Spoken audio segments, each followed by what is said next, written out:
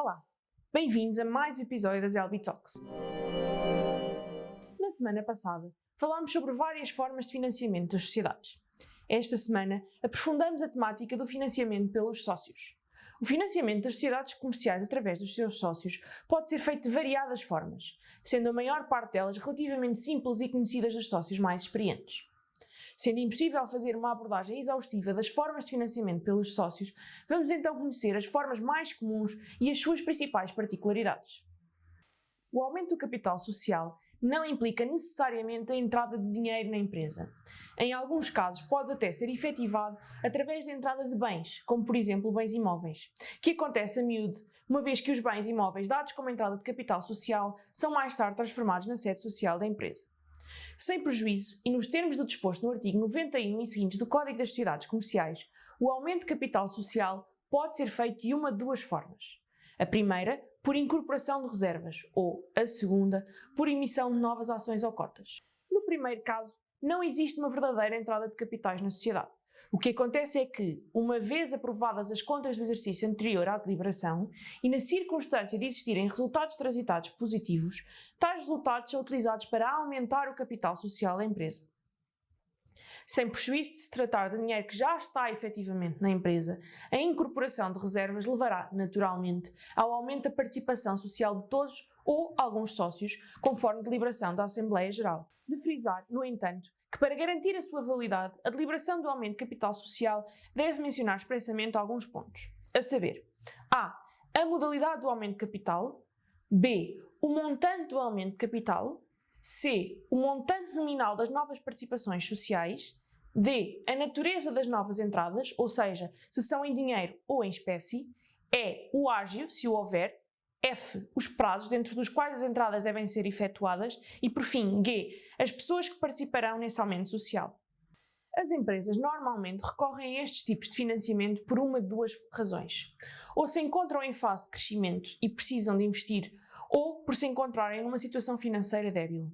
É também comum que se confunda estas duas realidades, sendo que, no entanto, elas têm grandes diferenças, nomeadamente quanto ao seu impacto na situação líquida da empresa. As prestações suplementares têm como principal função o reforço do capital próprio da empresa, ao contrário daquilo que sucede com os suprimentos, contribuindo para o reforço da proteção dos credores e para a capitalização da mesma. Sem prejuízo, a prestação suplementar efetuada por um qualquer sócio não implica o aumento do capital social da empresa. Mas atenção, a prestação suplementar depende sempre de deliberação e de autorização do Pacto Social para o efeito. No que toca à sua restituição, e nos termos do artigo 231 do Código das Sociedades Comerciais, apenas pode acontecer se a situação líquida do capital próprio da empresa for positiva e sempre de forma proporcional à cota do sócio. No que toca ao contrato de suprimento, muitas vezes as sociedades vêm-se confrontadas com necessidades urgentes de entrada de tesouraria para fazer face às obrigações do seu dia-a-dia. É nestas circunstâncias que muitas vezes os sócios recorrem ao chamado contrato de suprimento. No fundo, o contrato de suprimento mais não é do que um empréstimo que o determinado sócio faz à sociedade, ficando esta, em contrapartida, obrigada a restituí-lo após um determinado período. Período esse deverá ser determinado ab início, ou seja, logo no momento da celebração do contrato entre as partes. No entanto, o prazo de restituição deverá ser sempre superior a 1 ano, garantindo, desta forma, o caráter de permanência que a lei exige para que se considere qualquer empréstimo de um sócio como um contrato de suprimento. O contrato de suprimento e o suprimento em si irão ter influência no passivo da empresa, aumentando-o. A terceira forma de financiamento que vos queria falar hoje são os pagamentos de entradas de capital futuras e ainda não devidas. Imaginemos o seguinte cenário. Verifica-se a entrada de um novo sócio na empresa. Com a entrada desse sócio, estipula-se que a sua obrigação de entrada só deverá ser satisfeita dali a 2 anos. Imaginemos ainda que 1 ano após a entrada de tal sócio, a empresa começa a enfrentar graves dificuldades financeiras. Pode ser deliberado que o pagamento da entrada de capital não devido seja realizado ante tempos, isto é, antecipadamente, de forma a capitalizar a empresa. As chamadas cartas de conforto aplicam-se aos casos em que as sociedades se encontram em relações de domínio, podendo ser emitidas pela empresa-mãe. Este instrumento não passa de uma manifestação de intenções que conforta o receptor acerca do cumprimento das obrigações por si assumidas.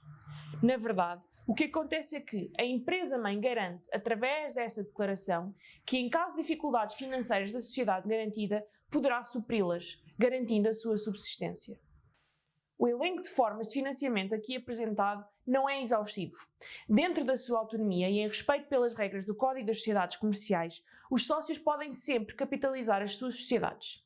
Importa ainda frisar que qualquer uma destas formas de financiamento tem um caráter absolutamente voluntário, não lhes podendo ser, em qualquer momento assacada, qualquer obrigatoriedade de financiamento da sociedade. Muito obrigado por terem assistido a este vídeo. Se gostaram, não deixem de partilhar ou de enviar àquele amigo que pensam que terá interesse em ver ou ouvir este conteúdo. Se tiver alguma dúvida ou questão, deixe o seu comentário que vamos tentar responder. Pode também enviar um e-mail para geral@legalblog.pt. Até para a semana!